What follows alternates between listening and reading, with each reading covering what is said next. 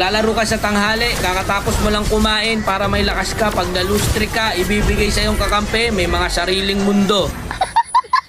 Naglalaro ka sa hapon, kasarapan, syempre, uwian ng mga estudyante, ayan, ipapakampi sa'yo, mga grade 2. Lalaro ka sa gabi, kakauwi mo lang, pagod na pagod ka, galing kang trabaho, naglaro ka, nag-solo RG ka, nag-ML ka, ayun, na-lose streak, doble ang pagod.